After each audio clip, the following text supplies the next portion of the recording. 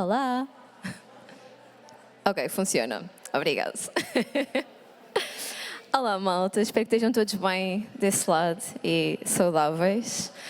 O meu nome é Raquel Varida, sou médica especialista de saúde pública e hoje estou aqui para tentar responder a uma questão.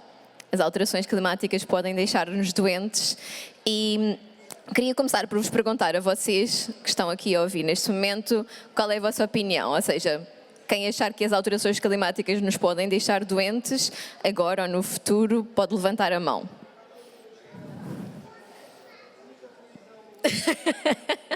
No pressure.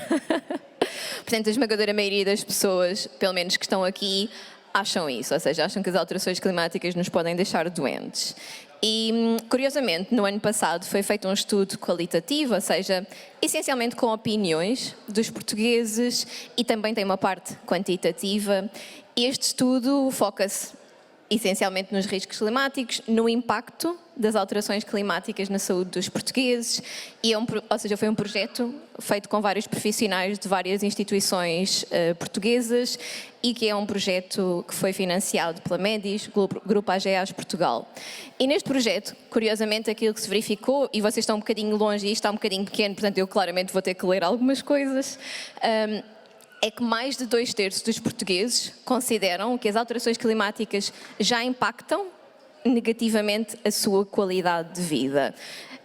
Honestamente, ou seja, eu estava à espera que obviamente todas as pessoas presentes neste evento achassem que ela impactava a sua qualidade de vida ou a sua saúde. Admito que não estava ciente que tanta, ou seja, uma percentagem tão elevada dos portugueses, sendo que isto em princípio será uma amostra, ou seja, representativa da população portuguesa, considerasse que impactasse tanto negativamente. E ainda menos estava à espera, admito, que mais de metade dos portugueses considerasse que as alterações climáticas são prejudiciais ou vão ser prejudiciais à sua saúde.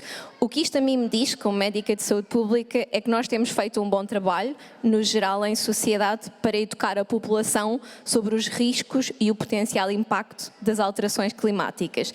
Mas também que a própria população comece a notar, de forma autónoma, que as alterações climáticas podem realmente ter um impacto na sua vida. Isto deixa-vos surpreendidos?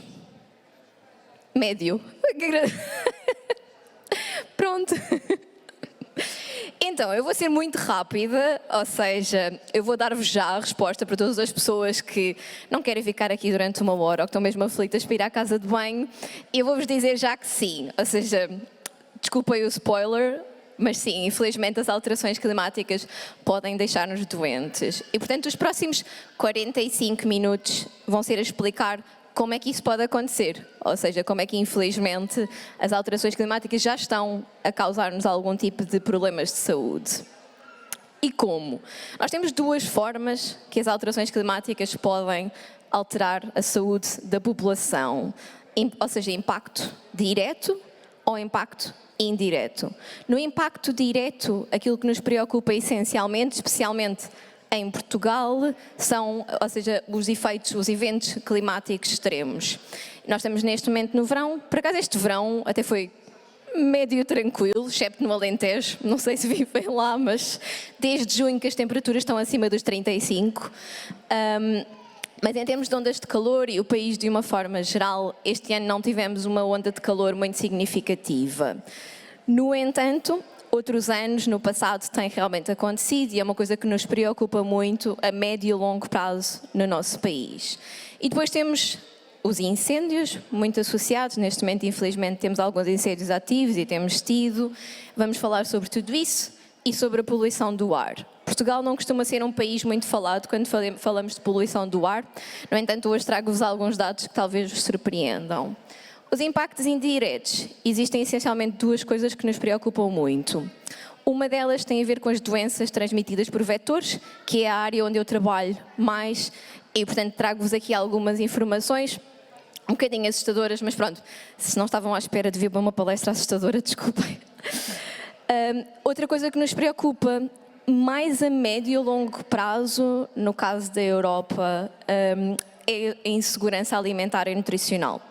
Vamos ver mais à frente o que é que isto significa na prática.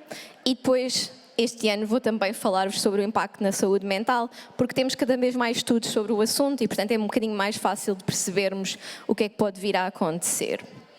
E, portanto, uma das maiores... Este é o meu cão, é o Flocky. O Flocky vai acompanhar-nos toda esta apresentação. E o Flocky está num dos grupos de risco para aquilo que é, ou seja, um dos principais problemas que nós temos em Portugal, que é o calor e a seca extrema. E vamos falar dos dois hoje aqui. O que é calor extremo, de uma forma geral? Mesmo que não seja em onda de calor. Uma onda de calor implica uma definição específica de uma organização específica, a Organização Internacional Meteorológica, e às vezes estão 40 graus, no dia a seguir estão 30, e isso não qualifica como uma onda de calor. Portanto, o que é calor extremo? Temperaturas acima dos 35 graus. Para o corpo humano, nós já não conseguimos libertar calor suficiente acima dos 35 graus. Para muitos grupos de risco, essa temperatura pode ir aos 32, 34. E, portanto, acima dos 32, 34 graus, para outras pessoas acima dos 35, durante muitas horas a dias seguidos, começa a ser cada vez mais difícil libertarmos calor. Que grupos de risco são esses? Bebés, infelizmente, e crianças. Geralmente até aos 2, 3, às vezes os estudos vão até aos 5 anos, é o que nos preocupa mais, mas pronto, essencialmente os mais pequeninos. Pessoas com mais de 65 anos, e aqui os 65 anos não é, ou seja, um cut-off super específico, anda ali à volta dos 65 a 70, porque a partir desta idade é como os bebés ainda não conseguem regular a sua temperatura corporal, e as pessoas a partir dos 65, 70 anos, os mecanismos de regulação da temperatura também se alteram. Portanto, os bebés ainda não têm, acima dos 65, 65, 70 deixamos de ter, e é isso que nos preocupa, porque significa que à nossa volta vamos ter que regular a temperatura de outra forma. Pessoas grávidas, também um grupo de grande preocupação. Quando estamos grávidas, o nosso corpo está, ou seja, a requerer maior energia, não só para o feto, mas para conseguir bombear maior quantidade de sangue que nós temos.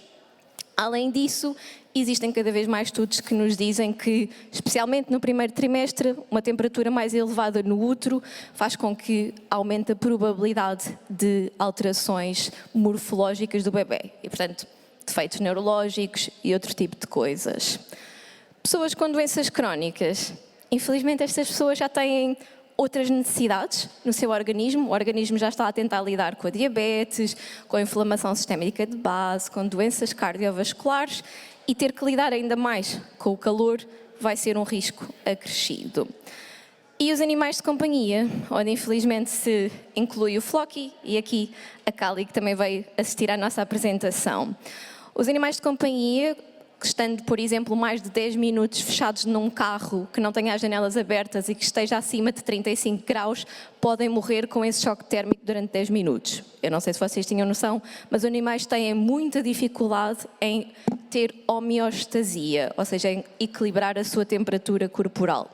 E, portanto, na altura do calor, quando eles estão muitas vezes fechados em varandas ou em pátios, não têm um sítio para se abrigar, para se proteger do sol direto, não têm água suficiente, comida, aumenta o risco de diabetes, cancros, etc., nos próprios animais. E, portanto, é uma coisa que, embora em termos de saúde pública, humana, nós não trabalhemos muito, temos tentado chamar cada vez mais a atenção da população. Infelizmente, não são só estes grupos. Temos bastantes mais, particularmente a população migrante e a população trabalhadora, que muitas vezes é também migrante, de campos agrícolas. Porquê? São trabalhos ao ar livre e são trabalhos pesados. Se estão mais de 35, 40 graus, como estão muitas vezes no Alentejo na altura do verão, infelizmente o organismo destes trabalhadores, para além dos trabalhos pesados, vai ter que suportar o aumento das temperaturas. Isto pode ter uma repercussão muito importante na saúde da população, ou seja, a curto, médio e longo prazo. E, infelizmente, muitas vezes estas populações também estão associadas a baixo nível socioeconómico, o que significa que vão ter ainda mais dificuldade em conseguir, na sua própria casa, baixar a temperatura, porque estamos a falar de populações com muita pobreza energética. Dito isto, infelizmente Portugal é um dos países com maior pobreza energética no geral. Eu não sei se vocês têm ar-condicionado em casa, eu agora tenho porque vivo no Alentejo, mas nunca tive, nunca tinha acontecido. E, portanto, infelizmente, no geral, Portugal está muito mal, a população portuguesa está muito mal adaptada às potenciais alterações climáticas que estão a chegar. Pronto. E agora, de uma forma tentando não ser muito assustadora, o que é que acontece na prática quando nós estamos num dia com muito calor? Portanto, estão mais de 35 graus, já há várias horas seguidas e o nosso corpo, o corpo humano, tem apenas duas formas de libertar calor. Só duas. Uma delas é boa e a outra é má. A forma má de libertar calor é por radiação. Qualquer, ou seja, corpo vivo liberta calor por radiação. Nós libertamos radiação infravermelha, no espectro do infravermelho, do nosso corpo. É uma forma de libertar calor, só que é uma forma muito má de libertar calor. E temos outra, que é bastante boa, que é suar. Toda a gente sabe, toda a gente sua. Aqui, eu neste momento estou a suar, porque está mesmo calor aqui dentro. E esta é uma forma muito prática de libertarmos calor. O que acontece na prática é que os vasos da nossa pele começam a dilatar. Nós temos sempre 5 a 6 litros, a não ser que estejam grávidas, tenham um bocadinho mais, mas temos sempre 5 a 6 litros de sangue, no geral, no nosso corpo. E, portanto, os vasos da nossa pele dilatam, chega mais sangue à nossa pele. Como são sempre 5 a 6 litros, vai chegar menos sangue aos nossos órgãos internos. No entanto, o sangue está mais quente, está na nossa pele, para nós conseguirmos libertar o calor, começamos a suar, por evaporação do suor, libertamos calor. Este mecanismo é muito bom, mas tem 2 problemas. Acima dos 35, 40 graus, ele já não consegue baixar o suficiente a temperatura corporal para nós conseguirmos atingir uma temperatura estável, saudável, a longo prazo. Os adultos jovens saudáveis lidam bem com isso. Pessoas de grupos de risco já não lidam assim tão bem com isso durante muitas horas ou dias seguidos. A segunda coisa é que, se estiver muita umidade no ar, e portanto muitas partículas de água no ar, nós não conseguimos evaporar a água da pele. E por isso é que os climas tropicais, que por acaso não é o caso de Portugal, que está só a ficar cada vez mais seco, mas é por isso que os climas tropicais são tão problemáticos, porque este mecanismo, que é muito bom, que é a evaporação, não consegue funcionar tão bem. E o que é que acontece acima dos 35, 40 graus em Portugal, quando nós não conseguimos evaporar e, portanto, ou seja, nós não vamos evaporar, não é? A água vai evaporar da nossa pele. O que é que acontece nesse momento? Já toda a gente passou, ou seja, um dia assim fixe na praia, estava mesmo muito calor, água salgada não ajuda nada à evaporação. Sabem aquela sensação, tipo final de dia, de estarmos um bocado com dores de cabeça, meio fatigados? Isso acontece porque nós estamos um bocadinho desidratados. Uma saqueta de reidratação oral nesse momento é tipo impecável, malta. Mas acontece também por causa da insolação, ok? O nosso corpo aqueceu demasiado, a nossa pele está toda vasodilatada, muitas vezes estamos muito mais vermelhos e essa vermelhidão depois acaba por desaparecer. Não é só escaldão, é porque o sangue está muito, ou seja, à superfície da nossa pele. Isso significa que o nosso cérebro, o nosso coração, os nossos rins, os nossos pulmões receberam um bocadinho menos de sangue durante o dia. Daí a dor de cabeça, daí aquela sensação, não sei se já vos aconteceu, de estarem na toalha e parece que o coração até bate mais rápido, ou sentem o coração a bater. É por causa disso. O coração está a ter um esforço maior para bombear o sangue, porque ele está a receber um bocadinho menos de sangue e, portanto, um bocadinho menos de oxigênio. Se isto ultrapassar um limiar de vocês chegam a casa e na vossa casa também estão 40 graus, está mesmo muito abafado, e isto já são 2, 3 dias que vocês passam na praia e chegam a casa e não conseguem baixar a temperatura e tomam banho com água quente, as coisas começam a piorar. E aí entramos naquilo que nós consideramos um choque térmico. Isto depois existe uma escalada. Inicialmente, se as pessoas tiverem, lá está, doenças crónicas, diabetes, já alterações cardíacas, há descompensação dessas doenças. É a primeira coisa que acontece, porque o nosso coração está a tentar já trabalhar em esforço por causa da doença de base e com o aumento da temperatura agrava ainda mais. Por isso, a primeira coisa que acontece 2 ou 3 dias depois de uma onda de calor é o aumento das descompensações hospitalares de diabetes e doenças cardiovasculares. E depois, no limite, se mesmo assim não conseguirmos baixar a temperatura, e em países que já estamos a falar de 45 a 50 graus durante vários dias, como acontece, por exemplo, na Califórnia, aí sim podemos chegar a situações de morte. Eu não sei se vocês sabem, mas nós em Portugal, em 2018, tivemos uma grande onda de calor no início de agosto, e nos dias 5 a 6 de agosto, nesses 2 dias em Portugal, morreram mais de 1000 pessoas. Geralmente em Portugal morrem à volta de 100 pessoas em média por dia, isto é tipo o normal. Morre sempre um bocadinho mais na época gripal e nós temos variações de mortalidade normais, expectáveis. Naqueles 2 dias, no final da onda de calor, morreram mais de 1000 pessoas. Isto são mortalidades, ou seja, são mortes prematuras. São mortes que eventualmente iriam acontecer, porque são mortes de pessoas com menos de 70 anos, mas que já tinham doenças crónicas, mas que foram aceleradas e em vez de acontecerem ao longo de 5 anos, aconteceram em 2 dias. E é isso que nós estamos a tentar prevenir, com vários planos de contingência que funcionam mais ou menos. Isto tudo, infelizmente, acontece em grupos de risco abaixo destes 45, 50 graus, está bem? Lá está, como eu disse, ali a partir dos 32, 34, em grupos de risco, é mesmo problemático. E é por isso que eu quero chamar tanta atenção, porque esta população são os nossos pais, avós, irmãs, somos nós próprios, são os nossos animais e a nossa responsabilidade também social tentar proteger estas pessoas. Trago-vos, ao longo desta apresentação, alguns testemunhos de pessoas que participaram no estudo que eu vos mencionei no início. E alguns deles são um bocadinho dolorosos de ler, mas por acaso não é o caso deste.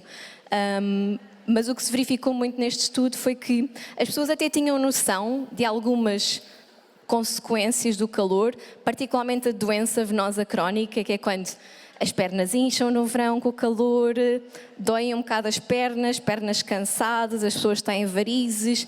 Isto geralmente a população até está mais ou menos familiarizada, mas coisas como infartos agudos do miocárdio, que é a palavra mediquês para ataques cardíacos, as pessoas não têm tanta noção que isso pode acontecer e, infelizmente, essa é uma das principais consequências do calor. Vocês tinham noção disto? Alguns sim, alguns não. Depois, incêndios. Infelizmente, este sim é um problema grande no nosso país.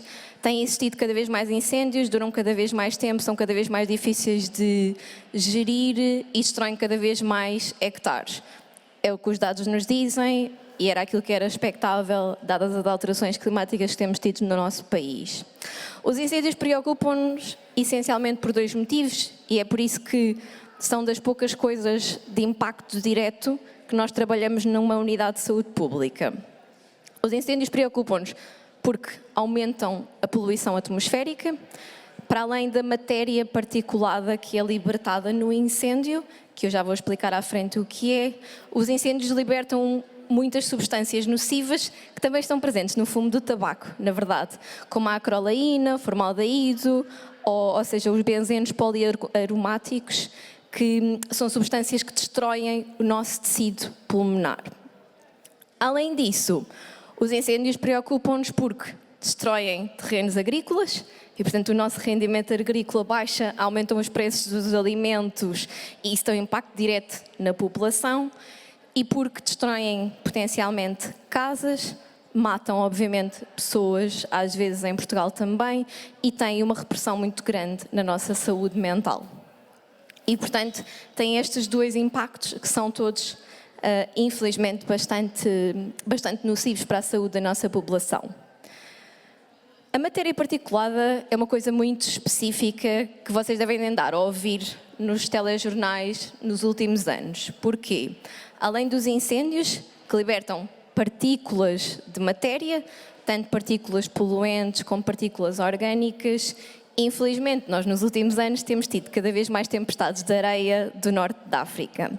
Essas tempestades de areia são Eu não sei se vocês sabem, uma das principais causas de poluição atmosférica no nosso planeta, neste momento, as areias dos desertos globais, e esta matéria particulada divide-se em PMs, que é Particulate Matter, ou seja, PMs com mais de 10 micrómetros, PMs com menos de 10 micrómetros e outras que são ainda piores, que são as com menos de 2,5 micrómetros. E por isso é que muitas vezes aparece no telejornal PM10, PM2,5, às vezes eles explicam, outras vezes não explicam. O que é que isto significa na prática? Matéria particulada acima de 10 micrómetros não passa da nossa traqueia, ok? Ou seja, quando nós inspiramos essa matéria particulada, ela pode ser agressiva para a nossa garganta. Muitas vezes, se nós não levarmos máscara, se estivermos numa tempestade de areia em Portugal, os céus ficam muito alaranjados. Se não usarmos máscara quando sairmos de casa, podemos até sentir um bocadinho de tosse seca, a garganta um bocado arranhada. Isso é por causa da matéria particulada que está no ar, mas ela não passa para os nossos brônquios, portanto não passa para os nossos pulmões. Só que a matéria particulada abaixo dos 10 micrómetros já passa, já chega aos nossos brônquios e, portanto, pode causar, por exemplo, bronquites. E é um problema, já. Mas o grande problema é a matéria particulada abaixo dos 2,5 micrómetros. Porque abaixo dos 2,5 ela não só consegue ultrapassar os brônquios, os bronquíolos, os alvéolos, que são a zona do nosso pulmão que faz as trocas gasosas, como consegue entrar diretamente na nossa corrente sanguínea. Esta matéria particulada na corrente sanguínea causa uma reação do nosso sistema imunitário que gera, portanto, uma inflamação sistémica de base. Okay? E é por isso que a matéria particulada está muito associada também a doença cardiovascular e mesmo doença cerebral. É por isso que nós somos tão chatos com a poluição atmosférica e, infelizmente, é também por isso que temos cada vez mais feito comunicação para as pessoas verem a qualidade do ar quando saem de casa, além de verem a temperatura quando saem para ver se vai chover e levar um chapéu de chuva. Eu sei que isto é muito Covid vibes, mas, infelizmente, quando a matéria particulada abaixo dos 2,5 está elevada no nosso país, nós devíamos mesmo usar máscara. E aqui trago-vos um gráfico que vocês não vão conseguir ver muito bem, mas eu vou explicar-vos. Isto são dados de 2023. Em 2021, a Organização Mundial de Saúde alterou as suas recomendações para que esta matéria particulada, de 2,5, tem que ser abaixo de 5 micrómetros por metro cúbico. Quantos países é que em 2023 respeitaram estas recomendações? 5%, ok? Só 7 países do mundo é que conseguem respeitar as recomendações de qualidade do ar. Infelizmente, Portugal ficou nos 6,8%, portanto, a nossa qualidade do ar não é péssima. Péssima é Índia, China e afins, Estados Unidos, o México também. Pronto, os Estados Unidos têm superiores à nossa, mas também não tão elevados. Mas, infelizmente, neste momento, em termos de planeta Terra, a nossa qualidade do ar é baixa, ok? Não está de todo onde nós gostaríamos que estivesse. E depois, antes de me mostrar quantas pessoas é que morrem por poluição atmosférica, queria só falar-vos de mais uma coisa que nos preocupa no ar, e estou a insistir tanto com isto, porque, infelizmente, a poluição atmosférica é, sem dúvida, das coisas que mais mata relacionada com as alterações climáticas. E o que eu vos tenho aqui para mostrar, para falar, é o ozono. Vocês devem ter ouvido falar do ozono por causa da camada do ozono, não é? E, portanto, o ozono é uma coisa boa. Ou seja, o ozono, quando está nas camadas superiores da atmosfera, o ozono estratosférico é ótimo. Quando temos um buraco na camada do ozono, é péssimo. Porque o ozono barra a radiação ultravioleta que vem diretamente do Sol e barra a adentrar no nosso planeta. E, portanto, temos um buraco, entra mais radiação, aquece mais. Não é fixe. Qual é que é o problema? A indústria e a queima de combustíveis fósseis faz aumentar a produção de ozono na camada de atmosfera em que nós respiramos. Isto chama-se ozono troposférico, porque nós estamos na troposfera. Quando o ozono acontece na troposfera, causa coisas como smog. E o smog é uma concentração de ozônio e de outros gases, porque o ozônio é este tipo de molécula agregadora de, ok, eu estou aqui, então tudo o resto que é mau, que for libertado pelo tubo escape dos carros, em vez de sair para fora, vai ficar aqui comigo. É por isso que se gera estas nuvens de smog. E pronto, o que é que isto faz à nossa saúde? Infelizmente haveria muito menos borboletas.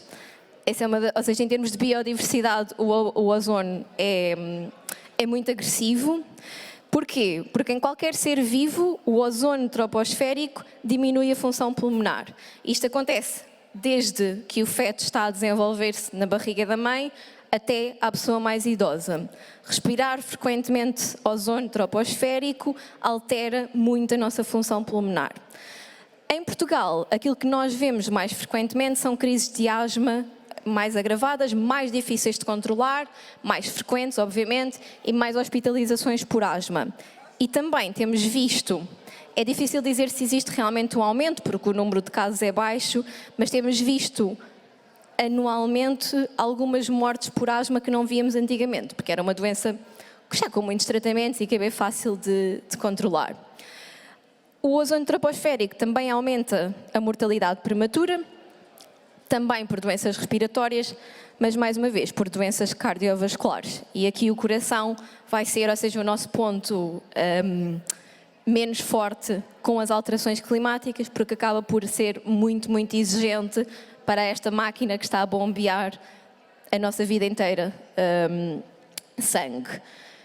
E por último, mas não menos importante, o ozônio faz uma coisa mesmo chata nos campos agrícolas. É que para além de reduzir o rendimento agrícola, faz com que as plantas consigam absorver menos nutrientes dos solos e façam menos trocas gasosas. Ou seja, as plantas vão conseguir crescer menos e o conteúdo nutricional das plantas e leguminosas que nós consumimos, aquilo que se tem verificado é que tem diminuído. E, portanto, vamos ter menos nutrientes por aquilo que consumimos no nosso dia-a-dia. E, infelizmente, eu não sei se têm noção, mas isso já está realmente a acontecer. E antes de sair da parte da poluição atmosférica, vocês já estão um bocado fartos dela, não é? Existe mais uma coisa que talvez aqui sim vocês se consigam identificar. É que a poluição atmosférica tem este problema chato de, para além de aumentar tudo o resto, aumenta uma coisa mesmo chata, que são as alergias. As alterações climáticas por si só já aumentam a frequência de alergias, porque se antigamente a época de polinização das abelhas era ali primavera, agora vai desde o inverno até ao outono, porque estas estações já não existem propriamente, as abelhas estão constantemente a polinizar e os pobres utentes que sofrem de rinite, rinocinusite, alergias da pele, passam mais de metade do ano a fazer medicação. E isto é uma coisa que realmente tem-se verificado, que não acontecia antigamente. Antigamente, até há 10 anos atrás, 5 anos mais ou menos. Infelizmente, os poluentes atmosféricos têm um efeito sinérgico com os pólenes no ar e fazem com que, para além de já existir uma época polínica muito maior, os pólenes vão ser mais agressivos, mais alergénicos e, portanto, nós temos cada vez mais pessoas com alergias. As alergias são cada vez mais difíceis de tratar e duram cada vez mais tempo. Os meus colegas de imunoalergologia sofrem um bocado, confesso. Mas pronto, para além das alergias, que são chatas, mas raramente mortais, aquilo que nos preocupa, infelizmente, é mesmo o número de mortes associadas à poluição atmosférica.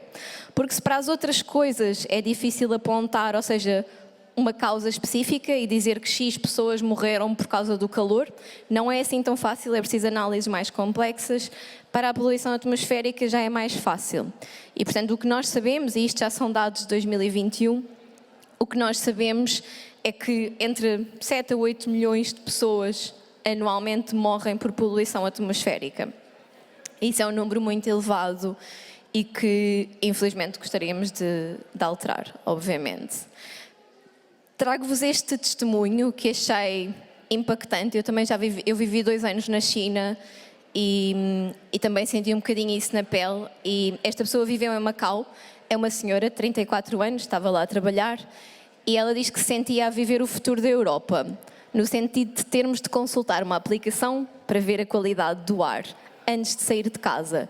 E não se podia colocar a roupa no exterior porque ela ficava cinzenta.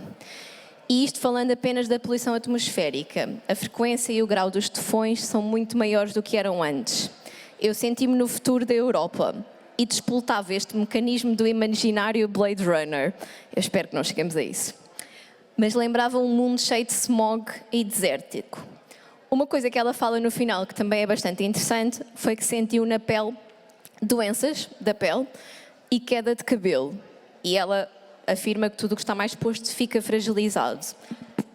Nós ainda não temos bem a certeza da relação com a queda de cabelo, ok? É um bocadinho mais difícil de fazer esta afirmação em termos médicos, mas é uma queixa dos utentes e provavelmente em termos de mecanismo fisiopatológico faz sentido que venha a acontecer, porque é verdade que tudo o que está exposto acaba por estar mais exposto a tudo o que seja poluente e, portanto, coisas inflamatórias. Mas pronto, eu sei que já estou um bocado triste. Já estamos a mais de meio. Eu vou-me calar daqui a pouco, desculpem. Uma outra coisa muito importante no nosso país e que tem dado que falar também nos telejornais e que tem um grande impacto na população, na saúde da população, é a seca. Portugal vive uma situação de moderada gravidade em termos de seca, que eu já vos vou apresentar os dados à frente. Mas, só de uma forma geral, para vos contextualizar, à volta de 25% da população no planeta, neste momento, não tem acesso à água de qualidade. E por isso a maior parte das consultas do viajante que eu faço, recomendo às pessoas que não lavem sequer os dentes com a água da torneira. Porque muitas vezes vão para países onde a água sai da torneira e é considerada potável, mas a qualidade dessa água e o resíduo bacteriano que tem são não apropriados para pessoas que não nasceram naqueles países e que já estão mais ou menos habituados. E quando eu digo mais ou menos é que eles também ficam muito doentes, está bem? Infelizmente, mais de 2 mil milhões de pessoas vivem em situação de escassez de água pelo menos uma vez por ano. Eu não sei se vocês sabem, mas Portugal entra nesta estatística, nos 2 bilhões de pessoas, basicamente, e a situação ainda vai piorar. Aquilo que eu vos estou a apresentar aqui é um gráfico de stress de água, ou seja, de escassez de água. E é um gráfico para 2040. Portanto, com base nos dados atuais do consumo de água, aquilo que vai acontecer em 2040, que é assustadoramente apenas daqui a uns 15 anos. E o que é que são estes dados? É um indicador que nós utilizamos muito em termos de consumo de água, que é o Ratio of Withdrawals to Supply. O que é que isto significa na prática? Quanta água anualmente é que nós retiramos das nossas reservas de água fresca, que é a água que nós podemos utilizar para consumo. Nós deveríamos retirar menos de 20% anualmente, ou seja, dos 100% de água fresca, cada país devia retirar menos de 20% dessa água fresca anualmente. Porquê? A água não é propriamente renovável diariamente, o que significa que existe uma parte das reservas que são renováveis, mas a maior parte dela não é, ok? E, portanto, se nós retirarmos sempre mais de 20%, vai haver um ano que não vai haver água suficiente. Nós em Portugal retiramos entre 20% a 40%, ok? Portanto, nós já estamos, neste momento, nós já estamos no ponto em que nós sabemos que a retirada da nossa água não é sustentável a longo prazo. Em 2040, o que este gráfico nos diz, e Portugal está ali no vermelho mais escuro, é que nós em 2040 vamos retirar mais de 80% da nossa reserva de água potável. Se isto acontecer, e é possível que venha a acontecer, Portugal vai ter que arranjar outras formas de água potável. Provavelmente vamos ter que começar a tirar do Oceano Atlântico e tratá-la, porque não estou a ver mais nenhuma forma de conseguirmos sustentar a população e os nossos campos agrícolas. E isto significa que nós vamos ter água potável, mas a água vai ser muito, muito mais cara. Okay? E também vamos ter menos rendimento agrícola, porque se a água é muito mais cara, a comida vai se tornar muito mais cara, vai ser cada vez mais difícil para os produtores produzirem. Pronto, vocês estão a acompanhar o filme, não é? Em segurança alimentar é, infelizmente, um grande problema no nosso planeta. Ali nos anos 80, 90, houve muito dinheiro investido em países de média e baixa renda, portanto estamos a falar essencialmente África, Ásia, América Latina, algumas ilhas do Caribe. Houve muito investimento e nós conseguimos diminuir bastante a insegurança alimentar no planeta. E depois nos últimos 15 anos a coisa descambou completamente e nós voltámos a ter um maior número de mortes de crianças por desnutrição e mais número de mortes de pessoas de uma forma geral por fome. E pronto, isso é um bocadinho obsceno para o planeta que nós vivemos neste momento, mas infelizmente, particularmente na população africana, mais de 20% da população africana está em situação de fome. Isto, para além de ser causado pelas alterações climáticas, porque especialmente no continente africano as alterações climáticas têm feito com que o continente fique cada vez mais seco e quando está a chover são cheias muito intensas e, portanto, estamos a falar de dois polos opostos extremos em termos de temperaturas e é muito difícil ter um rendimento agrícola desejável. Isto leva a uma espécie de pescadinha de rabo na boca, porque muitos destes países já têm situações de conflitos armados, instabilidade política. Muitas destas guerras são guerras por recursos ambientais e recursos materiais. Se as alterações climáticas fazem com que a população não tenha rendimento agrícola suficiente, é um grande problema socioeconómico, vai fomentar estes conflitos políticos e militares. E depois vai promover uma coisa que todos nós ouvimos falar quase diariamente nas notícias, que são as migrações. A maior parte das migrações não é para a Europa, é para outros países de média e baixa renda e, portanto, as pessoas saem da República Centro-Africana, por exemplo, que é um país que está numa situação catastrófica, para a Líbia, que infelizmente tem aumentado os seus conflitos por causa do excesso de pessoas. Se a Líbia já tinha poucos recursos para alimentar as pessoas da Líbia, imaginem então milhões e milhões de refugiados da República Centro-Africana. Claro está que mesmo para a Europa, embora nós tenhamos muito mais recursos, vai ser sempre difícil, ou seja, nós conseguirmos dar recursos a todo o resto da população mundial. E, portanto, o que nós temos que tentar fazer é capacitar, ou ajudar a capacitar eventualmente estas populações para lidar com as alterações climáticas, ou seja, conseguirem implementar essas adaptações.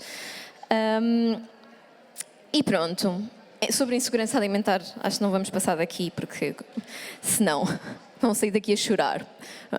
Agora vamos entrar numa coisa que eu gosto muito, que são doenças infecciosas. E eu não vou ser muito chata com isto, porque senão ficava aqui uma hora só a falar disto, mas infelizmente em Portugal têm existido cada vez mais cheias. E as cheias são um problema para a população, destruição obviamente de habitações, aumento dos custos para, obviamente, remodelar os estragos que são feitos, mas as cheias são importantes por outro motivo. É que se as cheias continuarem a acontecer em novembro ou em abril, como já aconteceram agora em anos recentes, essas ainda são meses onde a temperatura muitas vezes está elevada. Muita água com temperatura elevada faz uma coisa mesmo chata, é que as populações de mosquitos adoram. Particularmente uma população de mosquitos que só foi introduzida há 4 anos no nosso país, que é a população de Aedes albopictus. Eu não sei se isto vos diz alguma coisa, mas este é o mosquito que transmite dengue. Este mosquito é competente para transmitir febre amarela, dengue, zika, chikungunya e mais umas quantas doenças esquisitas. A dengue, nos últimos 5 anos, aumentou mais de 1000% no nosso planeta. Este ano, no Brasil, nós já tivemos mais de 8 milhões de casos, tendo sido, ou seja, o Brasil é um país que normalmente costuma ter alguns surtos de dengue, mas houve um aumento de mais de 100% este ano no Brasil, face a sempre. Nós nunca tivemos casos de dengue em Portugal. excepto nas ilhas. Estivemos na Madeira em 2011, 2012. No entanto, nós já temos um mosquito no nosso país. Ele entrou há 4 anos, por barcos, por autocarros. Geralmente eles vêm em pneus, os pneus acumulam água e eles metem lá os ovinhos. E em Espanha eles já tiveram casos autóctones, ou seja, casos que foram gerados por mosquitos infectados no próprio país. Portanto, mais dia menos dia, nós vamos ter aí um caso de dengue no nosso país, originado por mosquitos infectados no nosso país. Qual é que é o problema?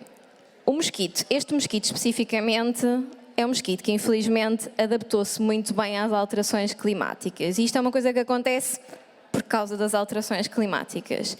Existem alguns vetores, mosquitos e carraças, que lidam mesmo muito bem com o clima tropical quente. E o Albopictus, que era um mosquito que não era assim tão comum, ok? Havia outros da mesma espécie muito mais comuns. Nos últimos 10, 15 anos teve tipo um boom gigantesco. Além disso, as alterações climáticas e a alteração dos ambientes fez com que ele adquirisse algumas mutações e, portanto, neste momento, o Albopictus é realmente um dos nossos maiores problemas de saúde pública. E se vocês não sabem que mosquito é, ele é que é bem fácil de identificar. Portanto, depois googlem na net mosquito zebra. Ele é maior do que os mosquitos que nós costumamos encontrar em Portugal e é um mosquito que tem umas listas pretas e brancas. Eu já o encontrei em casa, pronto, portanto, ele está em circulação regular no nosso país e ainda não é um problema, mas deem-lhe mais uns 5 anos e vamos ver. Outras doenças ainda não são assim tão comuns, ok? Hepatite A, hepatite E, cólera, não são propriamente doenças que sejam assim tão importantes no nosso país, mas o número de casos no mundo inteiro tem vindo a aumentar. Portanto, infelizmente, é possível que aconteça também no nosso país. E pronto, isto é só mais um slide.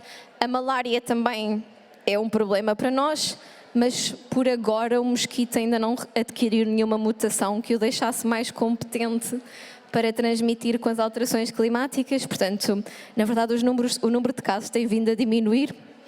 Vamos ver se se mantém ou não. Trago-vos este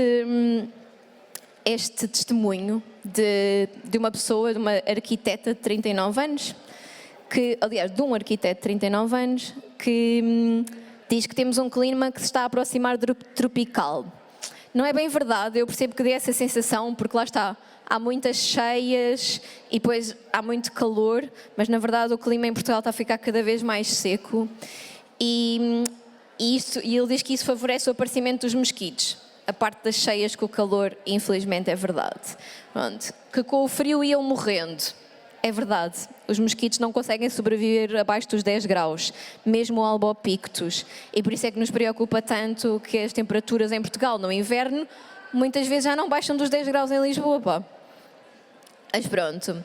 O ecossistema está a ficar simpático para insetos que antes não resistiam. Completamente verdade. E agora esta parte que me interessa muito. Quando fui à Índia tive uma consulta do viajante. Eu faço consultas do viajante, malta. A maior parte das pessoas que vai à Índia não faz consulta. Existem consultas no Serviço Nacional de Saúde gratuitas. Por isso, a próxima vez que forem à Índia ou viajar para fora, atempadamente não se esqueçam de marcar a vossa consulta. Neste caso, o médico aconselhou 2 vacinas, hepatite A e febre tifoide, e uma série de medicamentos para levar. Fui num grupo, éramos 12 e fiquei surpreendida, porque acho que só metade é que tinha ido a uma consulta do viajante. Os outros tinham ido para a Índia com os Benurons. Isto é a parte em que eu vou, lá está, mais uma vez ressalvar a importância de fazer uma consulta do viajante. Por último, e para vos dar também tempo para algumas perguntas, caso tenham, queria só ressalvar aqui o impacto na saúde mental. Eu li recentemente um estudo muito interessante sobre as alterações climáticas e o número de horas que nós dormimos. E parece que nos últimos anos dormimos menos 50 a 58 horas anualmente por causa das alterações climáticas e isto parece que vai piorar. No fundo, se vocês fizerem as contas, isto é tipo menos 14 minutos por noite e não parece ser importante, ou seja, 14 minutos não parece ser muito. No entanto, cumulativamente isto faz diferença. E também nos diz outra coisa, é que particularmente em zonas de maior pobreza energética, em que nós não temos casas bem climatizadas para gerir o calor, provavelmente o impacto vai ser ainda maior. Quando nós não dormimos, se tem algumas calças paradas no roupeiro por serem modelo skinny, apareça até às 11h30 para descobrir como alterar o tipo de perna nos jeans. A equipa da salsa está à sua espera. Até já. As adversidades emocionais que surgem, ok? E existe aparentemente, e eu quero dizer aqui o aparentemente porque isto ainda está em estudo, uma relação entre as alterações climáticas, entre o calor no dia-a-dia e o dormir menos e comportamentos mais agressivos. Particularmente na América Latina já existem muitos estudos sobre isto e feitos em prisões e parece que, infelizmente, o calor na América Latina pode estar a contribuir para os comportamentos mais agressivos da população. Okay? Tem vindo a aumentar, crimes mais agressivos. Há aqui muitas confundentes, ou seja, também há situações socioeconómicas catastróficas em alguns dos países, mas acho que todos nós nos conseguimos identificar com a sensação de estou a suar imenso, está bué de calor, são 3 da tarde, estou aqui ao sol e por favor não falem comigo senão vão-me revelar uma resposta torta, não é? Pronto, passar daí para matar alguém já é um stretch, mas acho que conseguimos perceber o potencial mecanismo.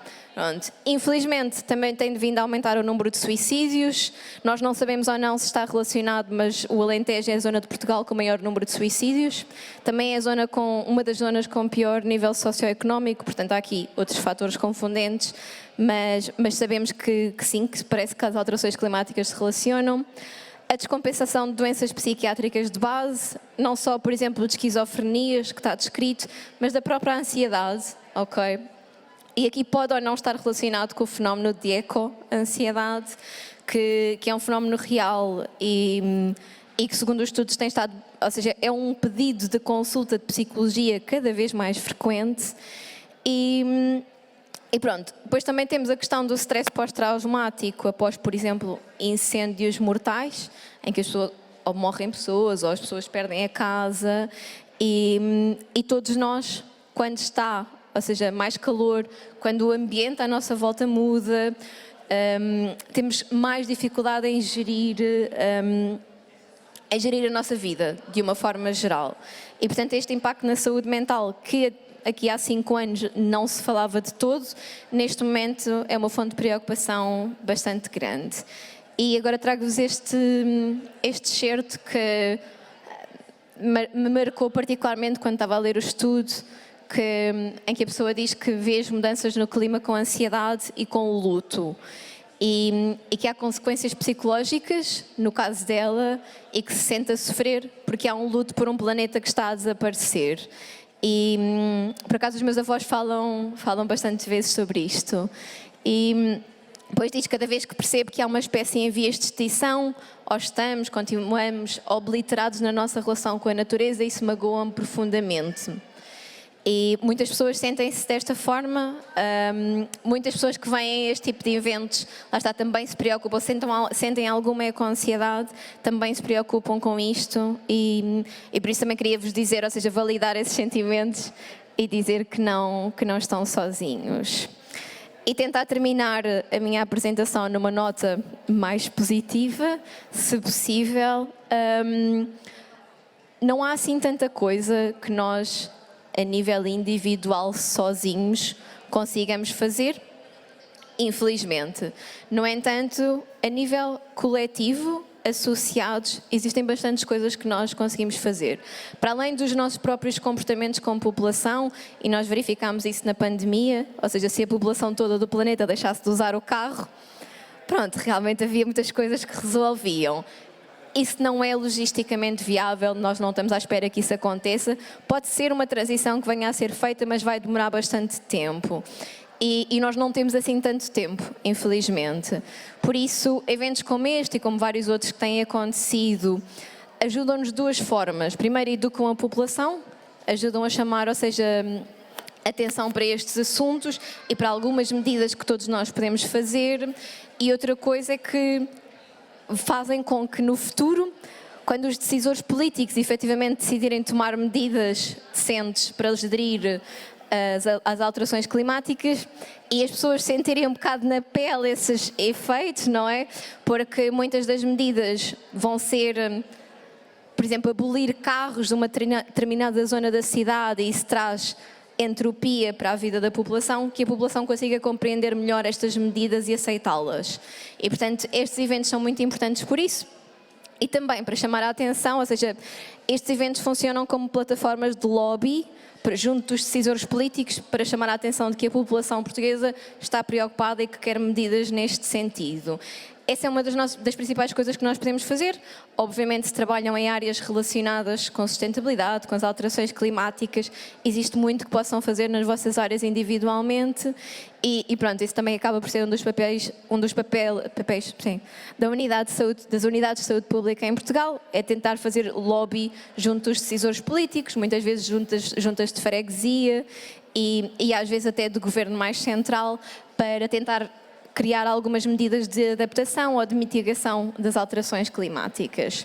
Se nós conseguirmos fazer isso, ou seja, conseguirmos começar mitigação, este gráfico é de Harvard e é de 2018, portanto isto seria, nós já estamos em 2024, já passou uns anos, mas seria se tivesse começado em 2018 medidas de mitigação a sério, aquilo que nós sabemos é que as medidas de adaptação, portanto, adaptação às alterações climáticas sem reduzir a emissão de gases de efeito de estufa, reduziria um bocadinho o impacto comparado com não fazer nada. As medidas de mitigação, reduzir a emissão dos gases de efeito de estufa, reduziria mais um bocadinho, mas o mais importante é isto, é porque quando nós, ou seja, reduzimos as emissões de gases de efeito de estufa e fazemos adaptação, isso tem co-benefícios. Ou seja, existem muitos benefícios escondidos de nós, por exemplo, utilizarmos a bicicleta para a saúde da população, de nós utilizarmos a bicicleta em vez de utilizarmos o carro, porque estamos a contribuir para populações mais ativas, mais saudáveis, e isso tudo são co-benefícios. O impacto geral na saúde que isso teria seria muito importante e, portanto, em termos do burden de disease, ou seja, da carga total de doença relacionada com as alterações climáticas, se nós implementássemos isto tudo, nós conseguiríamos reduzir face àquilo que temos atualmente. Portanto, isto é possível de fazer, é preciso um bocado de esforço e dinheiro. Espero que tenham aprendido alguma coisa e estou disponível para quaisquer questões. Vai passar um cubo. O cubo. Vai passar um cubo caso tenham alguma questão a fazer. Ali. Olá. Tens que... É esquisito, não é? Eu já fiz isso, sim.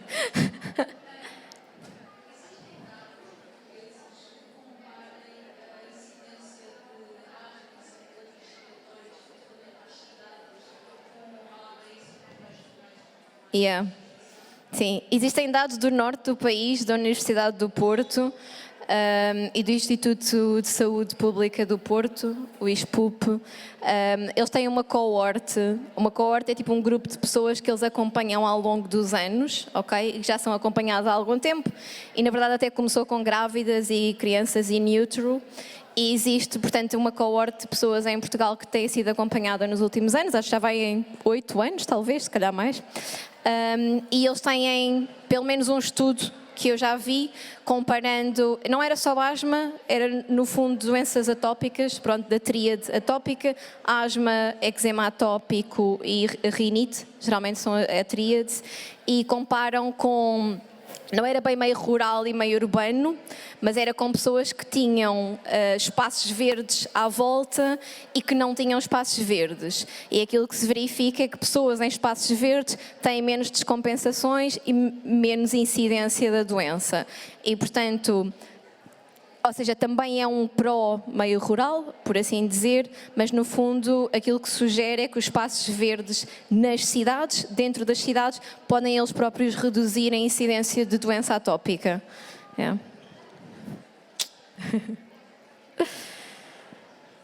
Mais alguma dúvida? Alguma inquietação? Eu sei, foi muita informação. Os meus utentes também se queixam. Pronto. Se não têm mais nenhuma dúvida, agradeço-vos muito estes 45 minutos que passaram, já vamos quase uma hora, que passaram aqui sentados a ouvir-me. Espero que tenha sido útil e qualquer coisa eu vou estar por aqui também e podem falar comigo, está bem?